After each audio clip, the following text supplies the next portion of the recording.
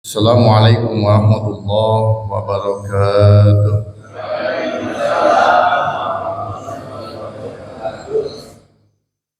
Innal hamdalillah nahmaduhu wa nasta'inuhu wa nastaghfiruh wa na'udzu billahi min shururi anfusina wa min sayyiati a'malina. May yahdihillahu fala mudilla lahu wa may yudlilhu fala hadiya lahu. Asyhadu an la ilaha illallah wahdahu la syarika lah wa asyhadu anna Muhammadan abduhu wa rasuluhu la nabiyya wa la rasula ba'da. Allahumma salli wa sallim ala Muhammad wa ala alihi wa ashabihi ajma'in. Ihfazillah jamaah taklim subuh Masjid Asy-Syakirin yang insyaallah sama-sama dimuliakan Allah Subhanahu wa taala.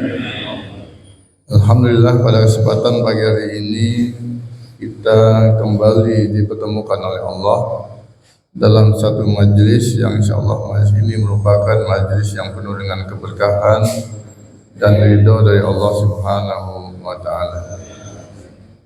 Tema kita pada kesempatan pagi hari ini yaitu mengenai mewaspadai riba terselubung dalam muamalah kontemporer.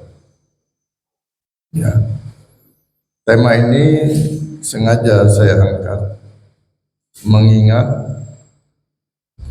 di zaman sekarang ini model-model muamalah sudah begitu banyak macam dan jenisnya,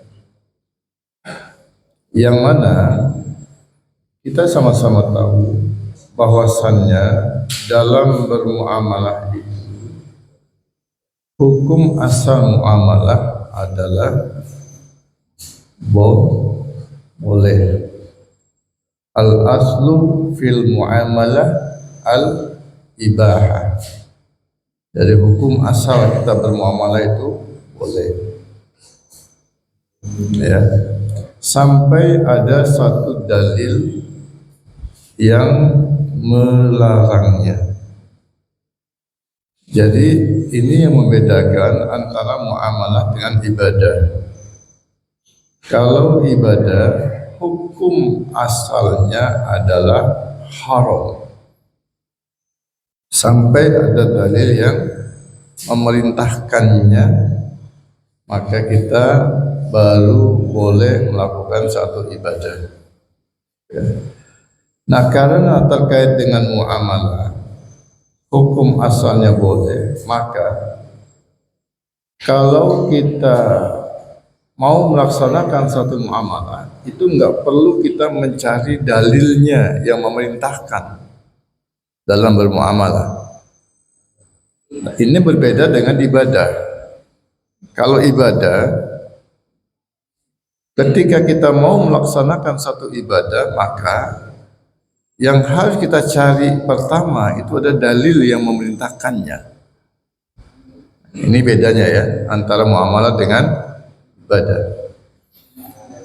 Nah, karena muamalah ini hukum asalnya adalah boleh sampai ada dalil yang melarangnya, maka yang terpenting adalah ketika kita ketemu dengan muamalah di zaman kontemporer sekarang ini, ya, maka kita harus mencari tahu kira-kira apakah muamalah yang kita lakukan ini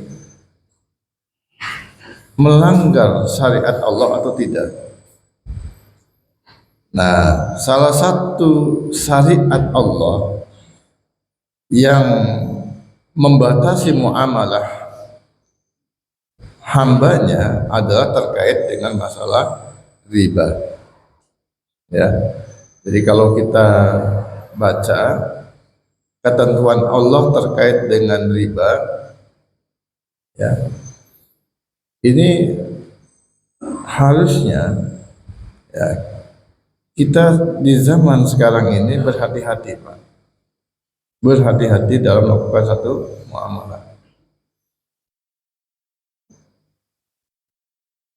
Ibnu Utsaimin rahimahullah mengatakan, "Madama laisa fihi zulmun wala ghararun wala riba fal asyiha."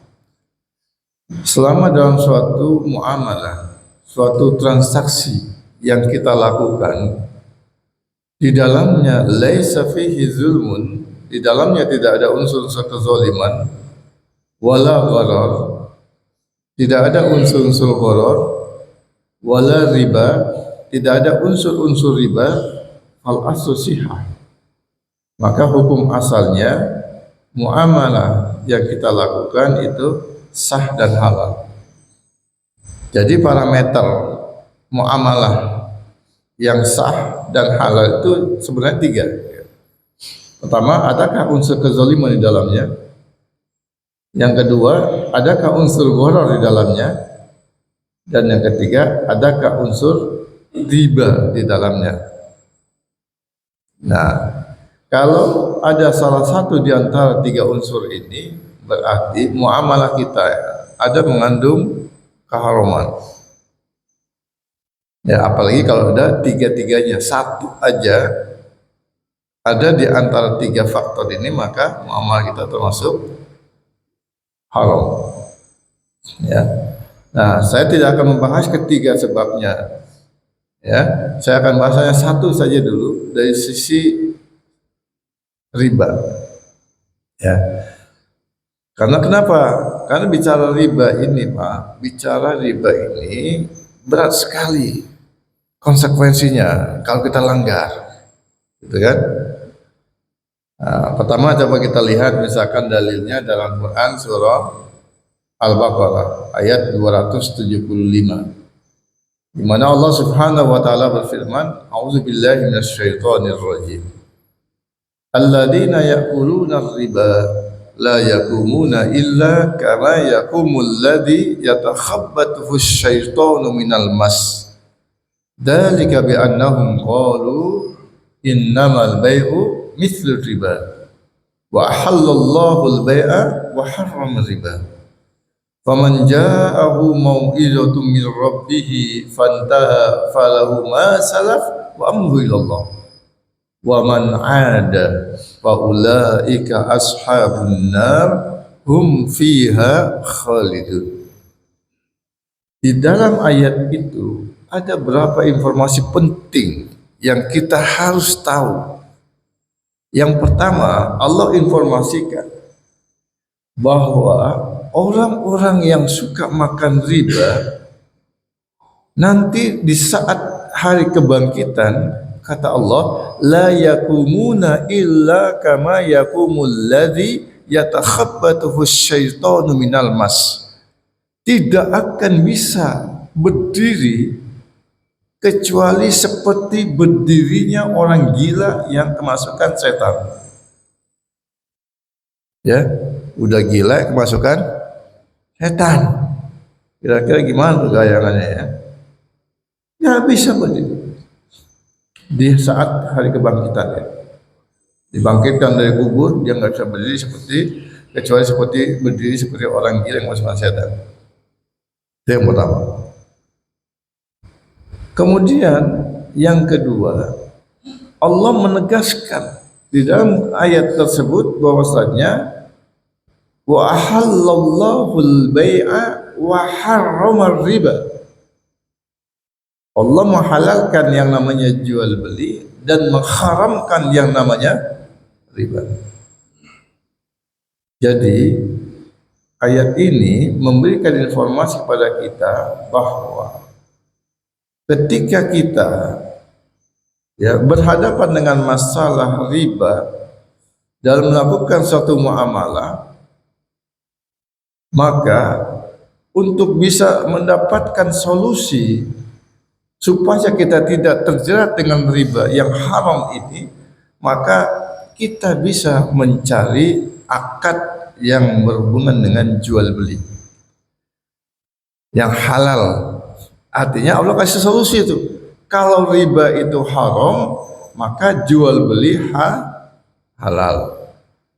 Jadi solusi supaya kita tidak terjerat riba, akad dan transaksinya itu kita ubah. Ya, dari transaksi utang piutang, kalau mau dapat untung maka ubah dengan transaksi jual beli. Ya, maka dari sinilah nanti para ulama merumuskan, ya, salah satu di antara akad yang digunakan itu adalah akad jual beli murabahah. Ya, akad jual beli murabahah. Di mana akad jual beli murabahah ini adalah akad yang halal. Ya, akad yang halal yang menjadi solusi terhadap akad qad yang mendatangkan keuntungan yang diharamkan oleh Allah Subhanahu wa taala karena ada unsur riba di dalamnya. Itu informasi yang kedua. Lalu informasi yang ketiga, kata Allah, orang yang sudah mengetahui mengenai bahaya riba, ya, dari para asatiz, para ulama, ya, tentang informasi bahaya riba ini, lalu kata Allah, fantaha, dia berhenti dari transaksi riba, falahu ma salaf wa amruhu ila Allah. Maka transaksi-transaksi riba yang dulu pernah dia lakukan itu akan diampuni oleh Allah Subhanahu wa taala. Sebesar apapun transaksi riba yang pernah kita lakukan sebelumnya, itu akan diampuni oleh Allah Subhanahu wa taala kalau kita taubat berhenti, ya, setelah tahu bahwasanya riba itu haram, ya. Namun kata Allah, sebaliknya, waman ada, orang yang sudah dikasih peringatan tentang riba tapi dia mengulangi lagi transaksi riba tersebut, faulaika ashabun nar, maka dia akan dimasukkan ke dalam kelompok penghuni neraka. Bahkan bukan cuma sekedar masuk sebentar doang, kagak. Hum fiha khalidun, maka mereka kekal di dalamnya. Berarti riba ini termasuk salah satu dosa kecil atau besar? Besar. Ya. Bahkan dosa besarnya ini enggak kira-kira, ya, udah masuk ke neraka kekal di dalamnya. Coba. Yang kita pikir selama ini orang yang kekal di neraka itu hanya orang-orang kafir. Ya, enggak tahunya ada orang Islam yang masuk neraka diancam kekal di dalamnya oleh Allah, yaitu mereka salah satunya yang memakan riba. Kalau dulu pada saat kajian yang dulu-dulu kita sudah tahu ada juga di samping riba ini yang membuat orang Islam masuk neraka kekal di dalamnya. Apa itu? Masih ada yang ingat? Udah lama banget. Masih ada yang ingat? Yaitu orang yang bermaksiat kepada Allah dan Rasulnya dalam hal urusan waris, yang dia kagak mau pakai hukum waris dari Allah. Dia tahu ada hukum waris dari Allah, tapi dia kagak mau pakai itu hukum waris Allah, ya, maka dia juga kekal di dalamnya, ya, neraka, masuk neraka dan kekal di dalamnya. Ngeri, Pak. Ini dua perkara besar yang seolah-olah kecil di pandangan kita, ya, maka berhati-hatilah. Saya lanjutkan terkait dengan ancaman-ancaman riba dari hadis, ya. Saya angkat satu hadis saja, nggak usah banyak-banyak, atau dua lah, satu dua lah, ya. Yang pertama, dalam hadis Sahih Muslim dijelaskan bahwasanya la'ana Rasulullah sallallahu alaihi wasallam akila riba wa mukila wa katiba wa syahidai wa qala hum sawa. Kata Nabi, ternyata nih yang dilaknat oleh Allah, yang dilaknat oleh Rasulullah, yang diancam oleh Allah dan Rasulullah dengan ancaman yang berat itu bukan cuma orang yang makan riba saja, tapi termasuk di dalamnya siapa? Wakatibai, yang mencatat, wakatibah, yang mencatat transaksi riba, wasyahidai, dan yang menjadi saksi dalam transaksi ribanya. Bapak nggak makan riba, Bapak nggak ngasih riba, tapi Bapak yang mencatat transaksi ribanya. Notaris misalnya, notaris kan, notaris itu kan kerjanya gitu ya.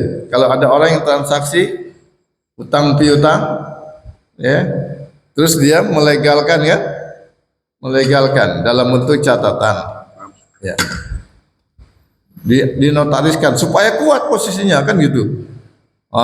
Notaris bikin, hati-hati ente yang mencatat transaksi ini, ya, kena nih, ya. Maka ada istilah Pak, ya, ada istilah notaris itu notaris yang konvensional dengan notaris yang syariah, ya. Jadi notaris konvensional itu dia kagak peduli apapun yang bisa mendatangkan cuan, sikat, ya. Tapi notaris yang syariah dia berhati-hati nih, dia mau mencatat transaksi apa nih, yang mau diaktekan transaksi apa dulu nih. Kalau aktenya ini transaksi yang haram, dia kagak mau dia, ya, kagak mau. Ini notaris yang syar'i, ya. Tapi kita kagak pernah mendapatkan logo itu kan, notaris syariah, nggak ada ya. Yang ada bank syariah, bank konvensional gitu kan. Tapi bank konvensional juga nggak ada tulis bank yang haram misalnya, nggak ada. Ya, kalau ibaratnya sekarang ini kan ada apa namanya sertifikasi halal, ya kan. Ini harusnya nih sertifikasi halal ini bukan cuma berlaku untuk produk-produk yang dikonsumsi dalam artian berbentuk barang gitu kan, makanan, bukan cuma itu harusnya, termasuk jasa juga harus ada sertifikasi halalnya nih. Maka kita usulin sama Menteri, saya bukan ekonomi, menteri apa itu yang memberikan sertifikat halal dan haram? Haikal Hasan, betul ya, Pak Haikal Hasan ini kita usulkan, ya. Jadi besok-besok ini jangan cuma melabelkan produk-produk yang dikonsumsi tentang halal dan haramnya, tapi juga jasa yang halal dan haram itu perlu ada labelnya. Wah, ini baru keren, ini bank haram, ini bank halal, kan? Bisa coba diusulin kayak gitu nanti kita, ya, melalui Pak Haji Kumpul nanti ngusulin, melalui Muhammadiyahnya nanti, ya. Nah, jadi hati-hati di sini Pak. Baik. Yang menjadi saksi juga sama, ya. Itu satu dalil yang dibawa dari hadis Nabi. Lalu yang kedua, hadis Nabi juga. Apa kata Nabi? Inna dirham yusibuhur rajul mir riba a'zamu indallahi fil khati'ah min sittin wa thalathina zanya yaznihar rajul. Jadi kata Nabi, satu dirham duit riba yang kita makan, ya, yang kita masukkan ke dalam perut kita nih, ya, di sisi Allah a'zamu indallahi fil khati'ah, dosanya itu lebih besar di sisi Allah, lebih besar dosanya min sittin wa salasina zanya yaznihar rajul, daripada seorang laki-laki yang berzina sebanyak 36 kali. Nah, dosa zina kecil apa gede? Gede ya, besar. Ini dosa zina, ya, yang gede kita lakukan 36 kali dosanya, ya. Jadi dikali 36 tuh dosanya tuh. Oke? Ketika kita mengkonsumsi satu dirham saja, inna dirham, 1 dirham saja. Berapa 1 dirham? Dikonversikan dalam bentuk perak itu, uang perak itu berapa? Sama dengan 2,975 gram perak. Ya, 2,975 gram perak. Kurang lebih kita 3 gram aja dah ya. Kita anggap 3 gram. Nah 3 gram itu Pak, 3 gram itu kalau kita konversikan dengan rata-rata harga perak per gramnya 30.000 aja dah, nggak usah banyak-banyak. Ya, berapa udah? 90.000. Itu yang paling bagus ya. Ada lagi yang lebih rendah standarnya itu, yang cuma 25.000 per gram. Berarti cuma 75.000 kita mengkonsumsi riba, makan harta riba, itu dosanya di sisi Allah lebih besar daripada berzina 36 kali. Ngeri apa ngeri? Ngeri ya. Jadi kalau utang negara kita berapa? Utang ribanya berapa ya negara kita ini? 9.000 triliun kurang lebih. Hutang riba negara kita 9.000 triliun. Itu hutangnya doang, pokoknya doang. Belum ditambah bunga. Di tahun 2026 ini ada kewajiban bayar bunga dari hutang ribanya itu kurang lebih sekitar 600 triliun. 500 sampai 600 triliun, Pak. Itu kira-kira dosa ribanya berapa itu? Berapa kali zina itu? Hah? Banyak banget ya. Gak hitung. Lah kalau 1 juta aja, 1 juta itu berarti kita sama aja berzina berapa kali? 1 juta kita makan duit riba. Berapa kali? Hah? 1 juta kali 36 per 75.000. Kurang lebih sekitar 500 kali kita berzina, Pak. 1 juta duit riba nih. Ya, 1 juta. 500 kali. 100 juta berapa? 500.000 kali. Nauzubillah summa nauzubillah. Ya. Oleh karena itu penting bagi kita untuk memahami apakah transaksi muamalah yang kita lakukan di zaman sekarang ini mengandung unsur riba atau tidak dalamnya. Ya. Salah satu kaidah ketika kita ingin mengetahui apakah muamalah kontemporer yang kita lakukan ini mengandung unsur riba atau tidak dalamnya, kita bisa menggunakan kaidah kullu qardin darra manfaatan fahuwa riba. Ini satu kaidah yang harus kita pahami. Yang untuk mengetahui apakah transaksi muamalah yang kita lakukan ini ada unsur riba atau tidaknya, pastikan kaidah ini. Ya, kullu qardin dzarra manfaatan fahuwa riba. Setiap pinjaman yang mendatangkan manfaat bagi yang memberikan pinjaman, maka manfaat atau keuntungan itu termasuk riba. Ini satu kaidah penting. Nah, berdasarkan kaidah tersebut, maka kita bisa ambil beberapa contoh untuk mengetahui apakah ada unsur riba atau tidak dalamnya. Yang pertama, misalnya apa? Bapak nyimpen duit di bank. Ya, Bapak nyimpen duit di bank. Lalu kalau kita nyimpen duit di bank itu umumnya ada tambahan yang kita dapatkan tidak? Ada? Ada tambahan yang kita dapatkan. Bentuk tambahannya itu apa? Tergantung dari akad yang kita lakukan di bank tempat kita nyimpen duit. Ya. Kalau di bank syariah, akadnya itu menggunakan akad macam-macam, Pak. Ada yang menggunakan akad mudharabah, yaitu bagi hasil. Ada yang menggunakan akad wadiah, yaitu kita nitip duit. Ya. Nah, karena akadnya adalah bagi hasil, ya, atau mudharabah, maka kalau ada kelebihan yang kita dapatkan dari akad mudharabah, maka ini diperbolehkan kita untuk mengkonsumsinya. Kenapa? Karena akadnya adalah akad investasi. Yang namanya akad investasi, orang yang ketika naruh duit untuk investasi, tujuannya untuk apa? Untung, maka diperbolehkan. Itu kalau di bank syariah, akadnya udah jelas, ya.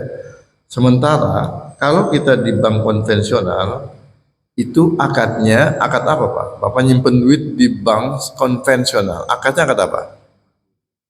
Hah? Nabung. Nabung itu bukan akad, ya.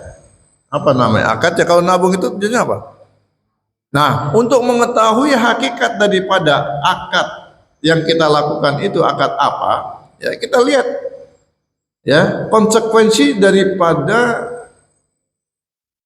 yang timbul dari akad yang kita lakukan itu apa, ya. Oke, Bapak boleh ngomong itu saya cuma nabung kok, saya enggak investasi kok, ya kan? Saya cuma nabung, saya menitipkan uang, ya, di bank. Oke, saya cuma menitipkan uang. Nah, kalau namanya menitipkan uang, hukum asal menitipkan itu adalah transaksinya termasuk dalam kategori transaksi amanah. Yang namanya amanah, orang yang mendapatkan titipan itu dia tidak boleh menggunakan apa yang dititipkan. Kenapa? Karena kalau dia gunakan apa yang dititipkan, maka apa yang dia titipkan itu, yang dia terima sebagai titipan, berpotensi ada kerusakan di dalamnya, berpotensi ada kerugian di dalamnya. Maka kalau kita menerima titipan, lalu barang ataupun sesuatu yang terima sebagai titipan itu misalnya ada mengalami kerusakan, berarti kita tidak amanah terhadap orang yang menitipkan, ya. Nah, oleh karena itu, ya, ulama berpendapat bahwasannya manakala, ya, ada seseorang yang berniat untuk menitipkan uangnya, sementara uang yang dititipkan itu bebas digunakan oleh orang yang menerima titipan, maka akadnya berubah. Jadi dari akad titipan atau wadiah menjadi akad qad, ya, menjadi akad qad. Apa akad qad? Akad utang piutang, ya. Hakikatnya seperti itu, berubah. Kalau akadnya kita nitip, kita nggak mengharapkan adanya keuntungan, ya. Tapi tiba-tiba dia mendapatkan keuntungan. Kenapa mendapatkan keuntungan? Yaitu berupa bunga. Kenapa? Karena dia merelakan duit yang dititip itu digunakan oleh bank tersebut. Maka berubahlah akadnya dari akad titipan menjadi akad utang piutang. Karena esensi akadnya itu adalah akad utang piutang. Nah, karena akad utang piutang, maka berlaku kaidah tadi. Kullu qardin jarra manfaatan fahuwa riba. Setiap pinjaman yang mendatangkan manfaat ataupun keuntungan bagi yang memberikan pinjaman, maka manfaat atau keuntungan itu termasuk riba. Maka kalau Bapak nyimpan duit di bank konvensional, Bapak dapat kelebihan, maka kelebihan itu termasuk riba. Ya, jelas ya. Apalagi, ya, kalau kita, ya, bukan cuma sekedar nyimpen gitu kan. Terkadang kita menggunakan bank konvensional itu untuk apa? Sumber peminjaman uang kita untuk modal usaha kita, misalnya kita pinjam dari bank. Bank tentu menerapkan, ya, tingkat suku bunga lebih tinggi daripada yang dia berikan kepada orang yang nitipkan duitnya di bank. Pasti lebih tinggi. Sehingga kita yang minjem duit dari bank itu memberi riba lebih tinggi daripada kita yang naruh duit di bank. Gitu. Jadi ribanya lebih gede. Ya, kontribusi ya ribanya lebih gede daripada kita nanti duit. Maka hati-hati gitu. Jangan pernah kita minjam uang ya dari bank. Ya. Karena kalau kita minjam uang di bank udah pasti ya di situ kita akan dikenakan bunga yang lebih besar daripada kita menitipkan uang di bank tersebut. Berarti kita memberikan riba yang lebih besar, ya, yang lebih besar. Ingat tadi ya, 1 dirham itu dosanya lebih besar daripada berzina sebanyak 36 kali. Ya, 36 kali. Ya. Jadi Bapak minjam duit di bank berapa? 50 juta. Bayar bunganya berapa kira-kira? Kalau minjam duit 50 juta, bunganya berapa kira-kira? Setahun aja deh, setahun. Hah? Sampai 5 juta? Lebih? Lebih, Pak. Ya, lebih. Karena setahun itu tingkat suku bunga bank yang paling rendah berapa? 12%? 15% misalnya. Coba 15% kali 50 juta. 7,5 juta. Ya. Tadi 1 juta aja dosa ribanya sama dengan berzina berapa kali? 500.000 kali 1 juta doang. 500 kali, ya 500 kali, ya 1 juta doang. Ya, kalau 7,5 juta kali kan aja tuh dosa ribanya. Ya, berzina berapa kali kita? Hati-hati. Baik, itu salah satu contoh ya transaksi kontemporer atau muamalah kontemporer yang di dalamnya ada unsur riba yang terselubung. Kita nggak tahu. Ya, satu. Contoh yang lain kita lihat lagi. Apa? Yang sekarang lagi ngetren, yaitu pay later. Ya, pay later. Pay later itu apa sih Pak istilah pay later? Hakikatnya apa pay later? Hah? Nah, apa pay later? Nah, belanja ngutang. Gampang gitu aja ya nggak? Ya kan? Belanja ngutang gitu kan? Ya. Sekarang banyak sekali aplikasi pay later, Pak. Shopee pay later, terus apa lagi? Oppo pay later, terus apa lagi? Dana pay later, banyak menggunakan pay later. Bahasanya keren, tapi sebenarnya judul aslinya itu apa? Ya, mengarahkan kita untuk belanja dengan ciri ngutang. Belanja sekarang, bayarnya ntar. Itu namanya pay later. Ya enggak? Belanja sekarang, bayarnya ntar. Iya, kredit. Ya, belanja sekarang, bayarnya ntar katanya kan. Letter kan nanti gitu kan. Bayar ntar katanya. Itu. Saya tanya, kalau kita pay later Pak, saya tanya, di mana ada hukum, ada riba terselubungnya di situ? Coba lihat. Apa kira? Ada yang bisa memberi analisa? Silakan. Saya sudah kasih rumusnya tadi. Apakah pay later ini ada unsur riba atau tidak dalamnya? Saya lihat. Ada yang bisa membantu saya? Di mana unsur ribanya? Hah? Ada? Ada? Pak, kalau Bapak belanja di pay later, oke, ini harga 1 juta nih, kita belanja kan, tapi kita pakai aplikasi, misalnya Shopee Pay Later. Saat Bapak membayar, belanja yang 1 juta, itu Bapak bayarnya berapa?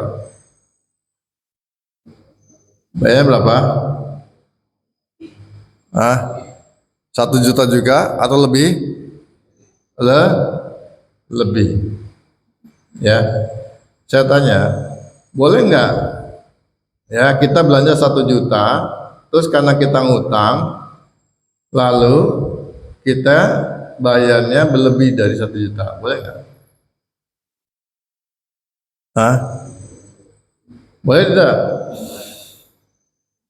Boleh atau tidaknya tergantung dilihat siapa yang menjadi fasilitatornya di sini yang ngutangin.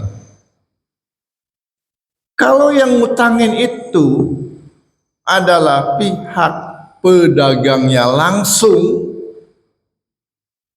boleh tidak? Boleh. Kalau yang mengutanginya pedagang langsung, Pak. Ya, jadi misalkan saya belanja Pak Haji Kumpul. Oh, beli ini.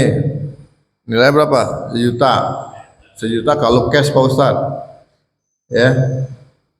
Tapi kalau Pak Ustadz mau beli kredit, saya kredit aja Pak Kumpul. Ya. Jadi jadi 1.200.000. Boleh nggak kayak gitu? Boleh. Ini begini boleh. Kenapa? Langsung berhubungan dengan pedagangnya. Ya, jadi harga cash dengan harga kredit itu berbeda. La ba'sa ayyakuna lisil'ah hiya binaqdin bikaza wa binasi'atin bikaza walakin la yaftarika illa adrido. Nggak masalah ente jualan ya, kalau tunai harganya sekian, kalau kredit harganya sekian, nggak masalah. Yang penting apa? Walakin la yaftarika illa adrido. Jangan kalian berpisah majelis, ya. Jangan berpisah dulu antara pembeli dengan penjual sebelum disepakati satu di antara dua harga tersebut, mau harga tunai atau mau harga kredit. Jangankan cuma ada 2 pilihan harga, Pak, 3 pilihan, 4 pilihan nggak jadi masalah. Ya, misalnya ini kalau harga cash 1 juta, harga kredit 1 tahun 1,2, harga kredit 3 tahun 1,4, harga kredit 3 tahun 1,6 misalnya. Misalnya begitu, Pak. Ini nggak jadi masalah selama masih sebatas penawaran. Ya. Nah, kalau sudah diakadkan, saya ambil yang 1 tahun kredit. Oke, berarti harga yang jadinya berapa? 1,2. Dan harga 1,2 itu, Pak, yang sudah ditetapkan, maka ini tidak boleh nanti berubah di pertengahan. Misalnya setelah jatuh tempo, ya kan? Ternyata 1 tahun berjalan jatuh tempo, ini yang beli kredit kagak punya duit untuk bayar. Akhirnya dia ngomong sama yang jual, ya, Bang, maaf Bang, saya belum bisa melunasi utang saya senilai 1,2. Sekarang kan sudah jatuh tempo. Ya, saya belum bisa melunasi, Bang. Tolong ya beli waktu tambahan. Ya, 6 bulan lagi dah. Ya, atau 1 tahun lagi dah. Kasih waktu saya tambah 1 tahun lagi. Nggak apa-apa, harganya dinaikin jadi 1,4. Nah, ya kan? Nggak apa-apa, harganya dinaikin jadi 1,4 katanya. Nah, yang seperti ini tidak dibolehkan, Pak. Kenapa? Melanggar kaidah az-ziyadah fid-dain muqabilal ajal riba. Tambahan hutang karena adanya tambahan waktu pembayaran, maka tambahannya ini termasuk riba. Ya, kan ditambah 1 tahun kan, dari harga 1,2 berubah menjadi 1,4. Ini nggak boleh. Ya, jadi intinya kita boleh memilih harga, ya, salah satu saja di antara beberapa penawaran harga, ya, oleh si penjual langsung, ya. Ini halal hukumnya. Membeli dengan harga kredit yang berbeda dengan harga tunai itu halal hukumnya selama transaksi yang kita lakukan itu hanya 2 pihak yang terlibat. Ya, kita sebagai pembeli dengan penjual langsung, nggak masalah. Ya. Sementara kalau sudah ada pihak lain, ya sudah ada pihak lain, maka ini berpotensi ada riba di dalamnya. Bagaimana kita menganalisanya? Oke, Shopee Pay Later, Pak. Shopee Pay Later itu ya pedagang langsung atau pihak lain? Pihak lain ya? Oke, pihak lain. Berarti ya Shopee Pay Later itu ya dia meminjamkan uangnya untuk kita belanja kepada pedagang. Akad kita dengan Shopee Pay Later itu, saya tanya, akadnya ini akad apa? Utang piutang kah? Atau akad investasi? Akad apa? Akad apa? Atau akad jual beli? Akad apa kita dengan si Shopee Pay Later? Akad utang. Bukan akad jual beli, bukan. Ya, kenapa? Karena Shopee Pay Later kagak punya barang. Ya. Shopee Pay Later nggak punya barang. Kita belinya kemana? Ke toko yang punya barang. Yang punya barang kita beliin ke dia. Terus ditalang sama Shopee dengan akad utang. Nalangnya berapa? Kita belanja 1 juta, ditalang berapa? 1 juta. Cuma masalahnya Shopee mau kagak kita bayar 1 juta juga? Mau kagak? Kagak bakal mau. Ya, pasti dia nambah. Nah, tambahannya itulah masuk kategori yang tadi, riba. Kullu qadrin dara manfaatan fahuwa riba. Ya, jadi setiap pinjaman yang mendatangkan manfaat ataupun keuntungan bagi yang memberikan pinjaman, maka manfaat atau keuntungan masuk riba. Jadi Shopee memberikan pinjaman dan dia mendapatkan keuntungan, maka riba. Kita yang beli, yang memberikan ribanya kepada dia, sama-sama dilaknat oleh Rasulullah SAW. Ya, jelas ya? Oke, baik. Contoh yang lain itu pay later. Meskipun pay later, Pak, ada misalkan pay later itu enggak selamanya kita bayar berlebih, ya kan? Kalau kita bayarnya kurang dari 1 bulan, insya Allah tetap Pak Ustadz belanja 1 juta bayarnya 1 juta, enggak ada kelebihan Pak Ustadz. Oke, betul. Secara riba Anda enggak dapat dosa riba secara riba, karena tidak ada kelebihan yang kita bayar. Ngutang 1 juta, bayar 1 juta. Secara dosa riba kita enggak kena pasal. Tapi ingat, ada pasal lain dalam bermuamalah itu yang harus kita sadari. Apa itu? Ta'awun alal ismi. Kita sama aja bertolong menolong dalam urusan perbuatan dosa.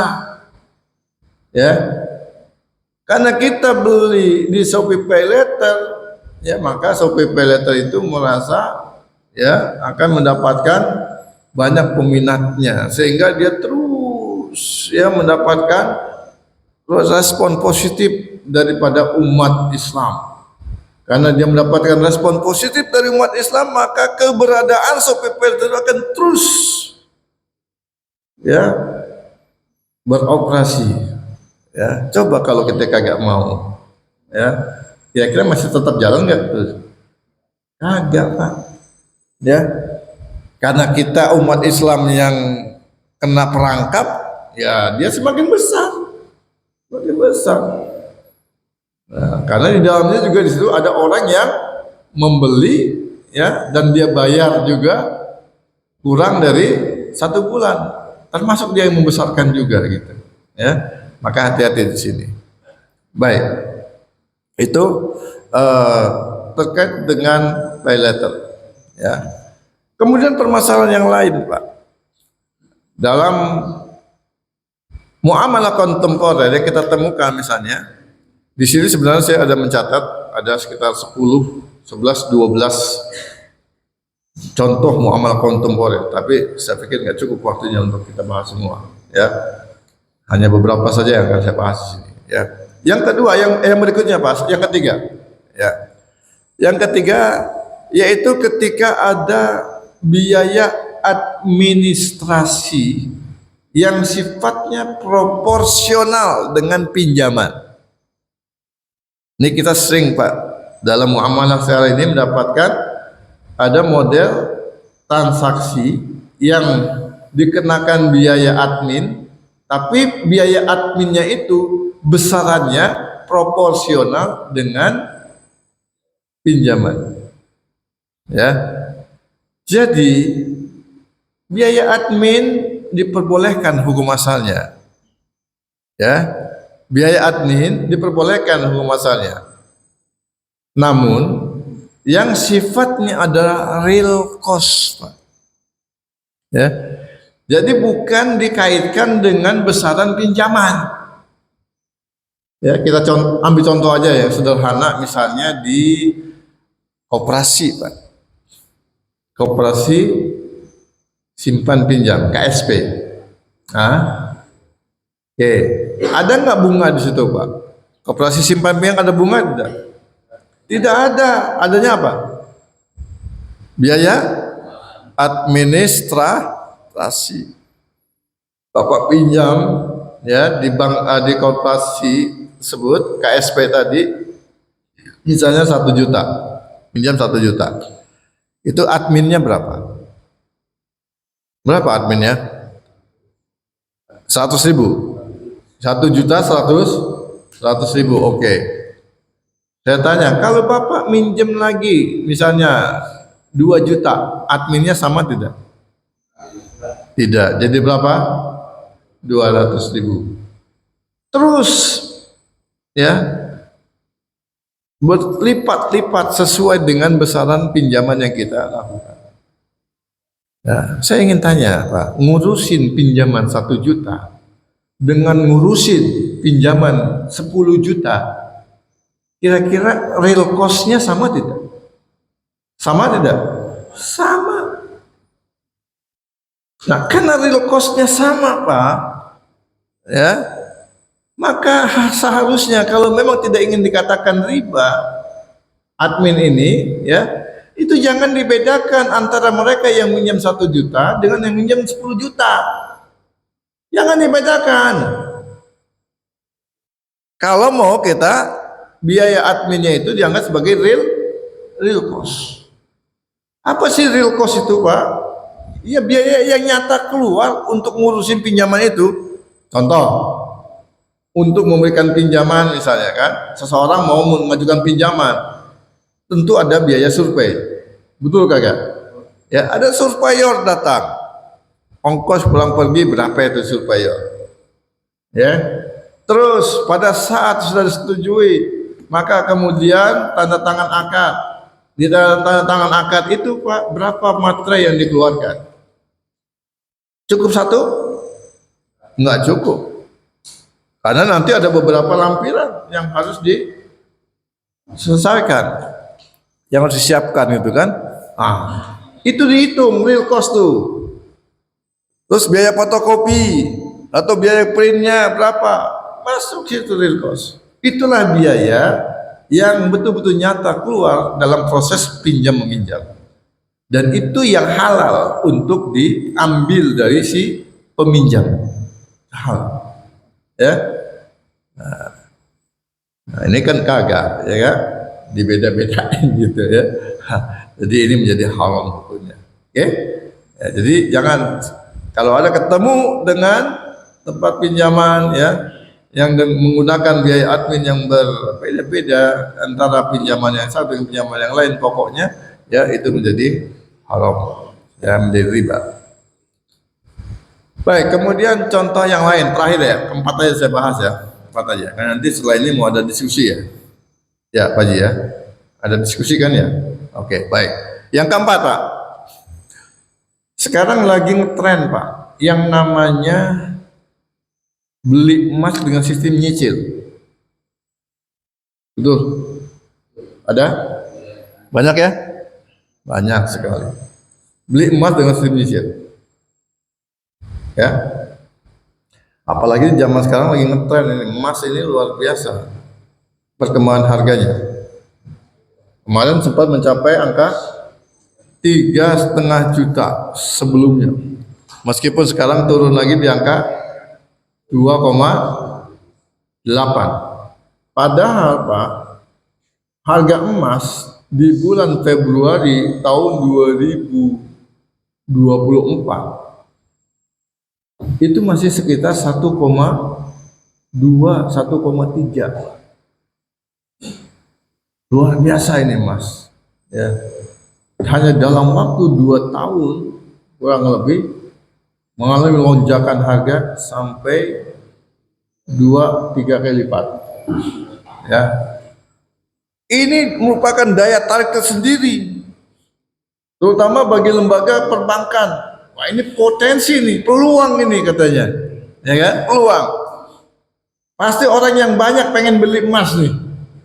Pasti orang yang banyak pengen beli, tapi mereka banyak nggak punya kemampuan.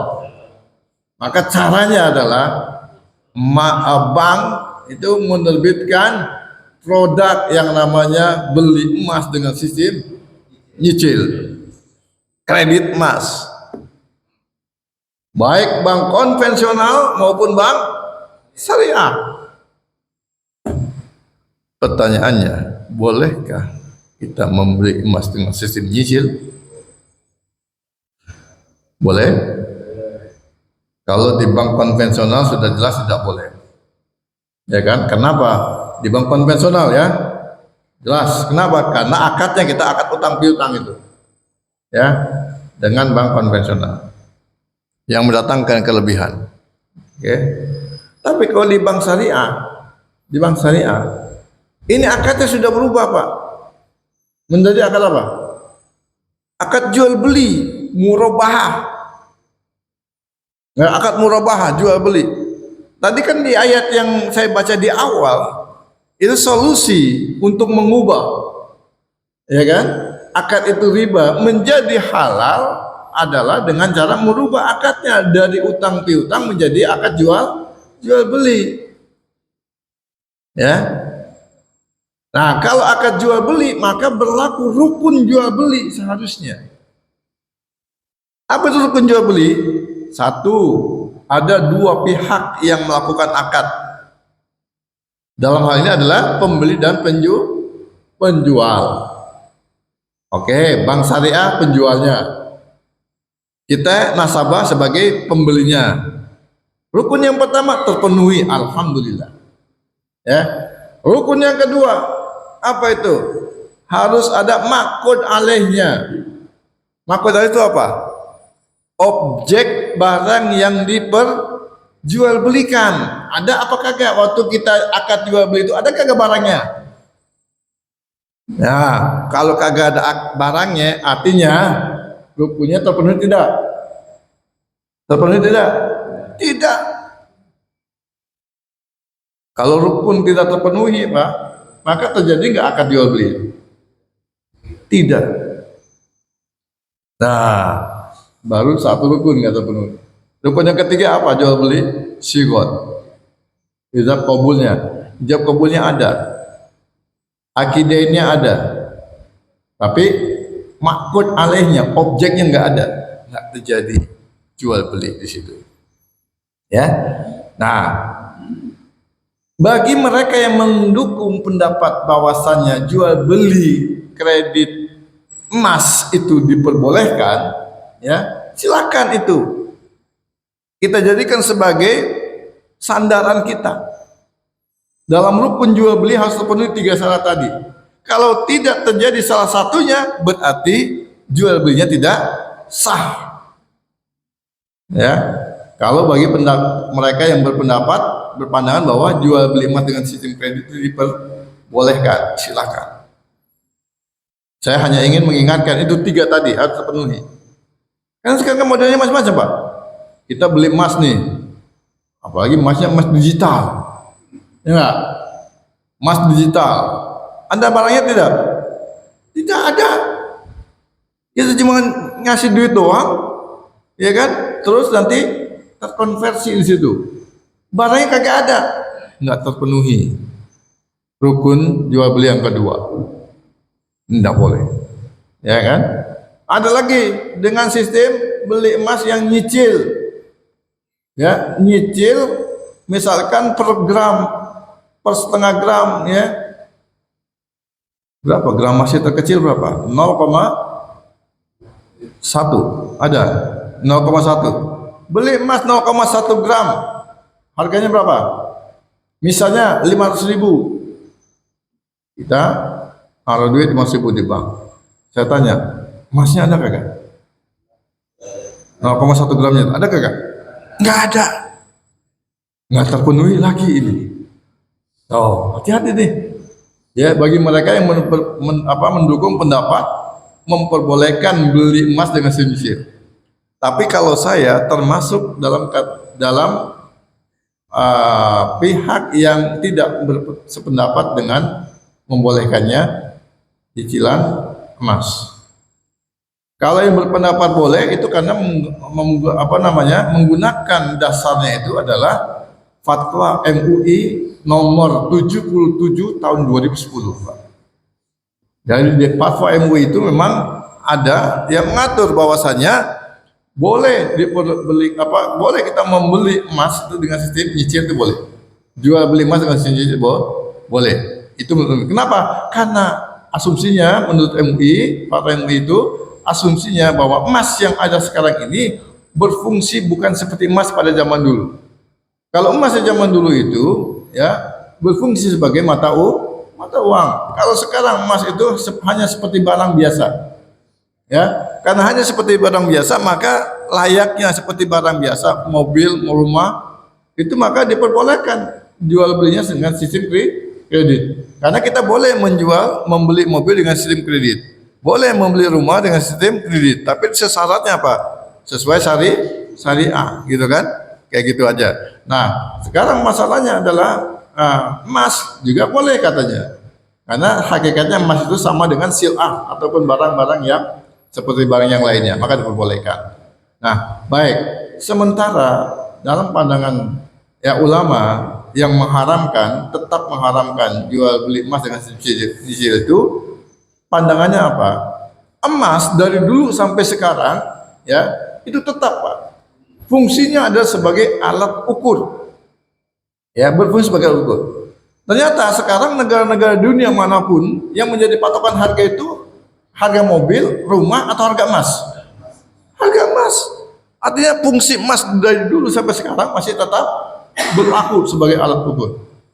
Ya, tidak berubah fungsinya. Apalagi Nabi mengatakan dalam hadis Fudail itu dikatakan apa? Azhab bidzahab wal fiddah bil fiddah wal buru bil buri wasya'ir bis sya'ir wat tamru bil tamri wal muhu bil mulki mislan bi mislin sawa'an bi sawa'in yadan bi yadin. Fa idza ikhtalafat hadhihi al asnaf fabi'u kayfa syi'tum idza kana yadan bi yadin. Jadi kata Nabi, kalau emas ditukar dengan emas, perak dengan perak, gandum dengan gandum, sair dengan sair, kurma dengan kurma, garam dengan garam, maka syaratnya harus dua terpenuhi. Kuantitasnya sama, ya, dan harus diserah terimakan secara tunai. Ya, kuantitas sama dan harus diserah terimakan secara tunai. Itu syarat kalau yang ditukarnya sama, emas dengan emas. Ya. Jadi emas 24 karat 10 gram ditukar dengan emas ya 20 karat, itu juga harus 10 gram juga. Nggak boleh berbeda. Ya, nggak boleh berbeda. Ya. Nah, kemudian kalau yang ditukarnya nggak sama, ya misalkan emas ditukar dengan perak, nah itu boleh, kuantitasnya berbeda, tapi tetap syaratnya harus ya dan biadin, harus cash and carry. Fa idza ikhtalafat hadhil asnaf fabi'u kayfa syi'tum idza kana ya dan biadin. Itu kata Nabi seperti itu. Ya. Maka kita tetap harus cash and carry. Nah, pertanyaannya, kalau Bapak nyicil emas, itu kita hakikatnya menukar apa? Menukar emas dengan apa? Dengan apa? Dengan uang rupiah. Nah, kalau kita menukar emas dengan uang rupiah, maka ya di situ yang berlaku hanya satu syarat, yaitu ya dan biadin, harus cash and carry. Ya, harus cash and carry. Itu ya yang disyaratkan oleh Nabi kita Muhammad SAW. Di dalam hadis tersebut yang tertulis az-zahab biz-zahab. Az-zahab biz-zahab, bukan ad-dinar bid-dinar. Ya, bukan ad-dinar bid-dinar, bukan. Tapi emas secara umum. Emas apa aja? Mau emas perhiasan kek, ya. Mau emas batangan kek. Pokoknya emas secara umum. Karena suatu ketika pernah ada sahabat yang mau menjual emas perhiasan, Pak. Ya, emas perhiasan. Suruh Nabi, suruh copotin dulu itu mutiara yang ada di emasnya. Supaya ketika ditukar dengan dinar itu beratnya sama. Ya, sama-sama gramasinya. Maka dicopot dulu. Nah, itu mencerminkan apa? Mau emas sebagai alat tukar ke, mau emas sebagai perhiasan ke, mau emas sebagai logam mulia ke. Ya, kalau ditukar dengan uang, dia tetap harus syaratnya ya dan biadin. Ya. Nah, baik. Jadi saya pikir itu yang bisa saya sampaikan. Ini sudah lewat batas jam 6:05 ya. Suruknya sudah kelewat ini. Ya, saya cukupkan dulu ya Pak ya. Meskipun masih banyak lagi, masih ada 7-8 transaksi lagi, ya, muamalah yang lainnya yang belum kita bahas. Silakan, kalau ada yang mau diskusi. Silakan kalau ada yang mau tentang riba. Kalau nggak ada saya selama ini alasan untuk memberi pinjaman kepada masyarakat itu adalah alasan pembiayaan. Apakah itu dia akan merubah atau bukan untuk jual beli? Itu apa untuk pembiayaan atau pembiayaan mobil dan jadi akan itu untuk pembiayaan. Bapak di bank mana? Bank konven atau bank syariah? Sama. Kalau di bank konvensional, juga sama. Oke. Swasta itu seperti Kalau di bank konvensional saya nyatakan jelas-jelas itu haram.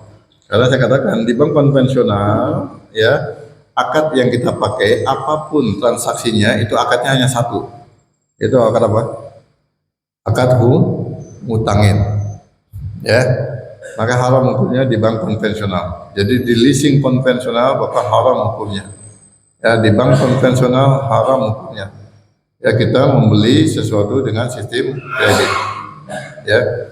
Nah, sementara kalau di bank syariah, ya, di sini Bapak harus hati-hati, ekstra hati-hati. Saya katakan harus hati-hati.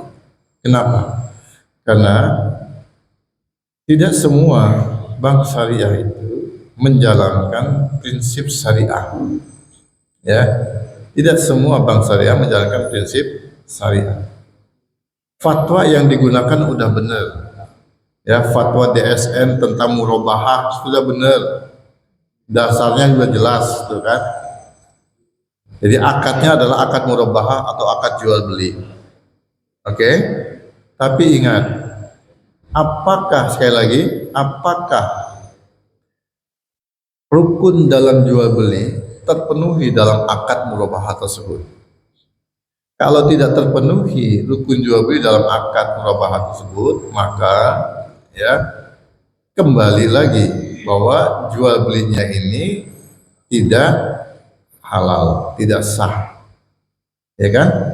Nah, jadi hukum asalnya bank syariah itu sudah benar sebenarnya mengubah akad utang piutang menjadi akad jual beli, yaitu dengan akad murabahah namanya Pak. Ya, murabahah. Jadi akad murabahah itu adalah akad jual beli Pak sebenarnya.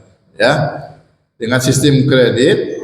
Jadi misalkan Bapak mau beli motor atau mobil melalui bank syariah, pakai akadnya akad murabahah, jual beli, ya. Perhatikan baik-baik di situ. Waktu Bapak menandatangani akad, kira-kira ya rukun jual beli yang keduanya terpenuhi atau tidak? Tidak terpenuhi. Objek barangnya ada atau tidak? Tidak ada. Ya. Nah, kalau ada bank syariah yang menjalankan akad murabahah dengan cara seperti ini, maka kita usahakan jangan kita bertransaksi dengan bank syariah tersebut. Ya. Kenapa? Karena saat akad objeknya belum ada, berarti rukun jual belinya belum sah. Nggak boleh kita ke sini. Pak Ustadz, emang ada bank syariah yang ketika kita akad itu sudah ada objeknya? Ada nggak? Ada, Pak. Ada.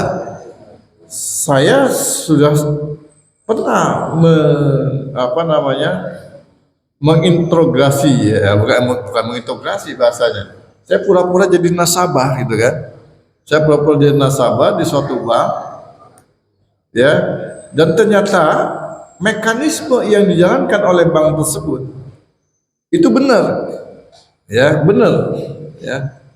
Baru sekedar diomongin doang, Pak, nih, belum faktanya. Saya belum langsung ke dalam, gitu kan. Saya hanya mengecek aja. Saya tanya, waktu itu saya pura-pura, kalau saya mau beli mobil melalui pembiayaan murabahah di bank Anda, bagaimana mekanisme yang harus saya jalankan? Ya, oh, Bapak tinggal pilih dulu mobilnya mau mobil apa. Dia bilang gitu kan. Oh, mobilnya misalkan mobil Fortuner misalnya, ya kan? Mobil Fortuner. Oke, mau yang baru apa yang second? Yang baru bisa, yang second juga bisa. Ya. Oke, jangan Bapak tunjuk deh. Bapak mau beli yang di mana?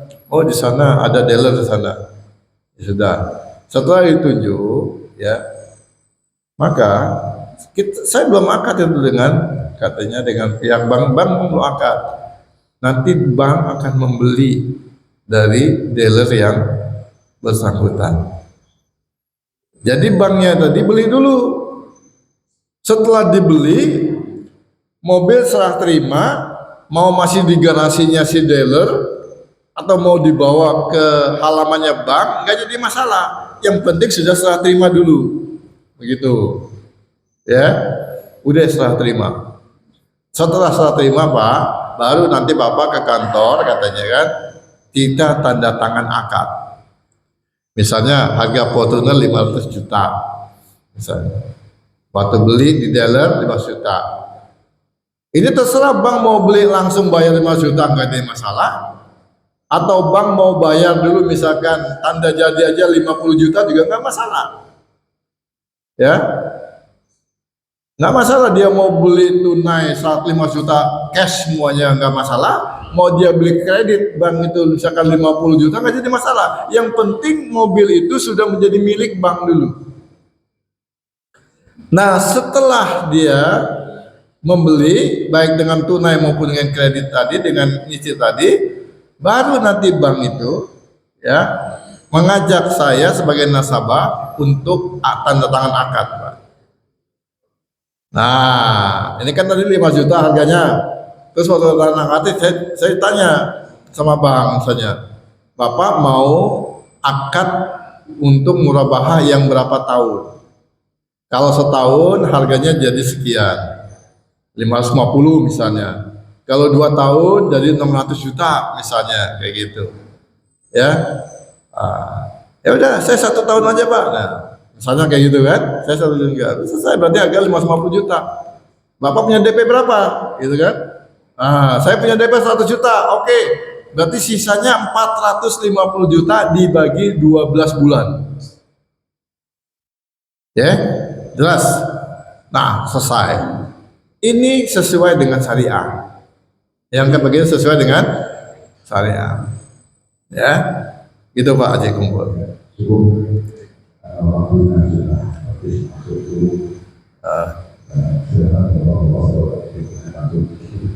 Tutup dulu ya. Baik, terima kasih, kita cukupkan kajian kita pada kesempatan pagi hari ini. Mudah-mudahan kita tidak puas dengan materi hari ini, sehingga nanti akan ada keinginan untuk belajar yang lebih dalam lagi. Ya, kita tutup dengan sama-sama membaca hamdalah. Alhamdulillahirabbil alamin. Subhanakallahumma wa bihamdika asyhadu an la ilaha illa anta astaghfiruka wa atubu ilaik. Assalamualaikum warahmatullahi wabarakatuh.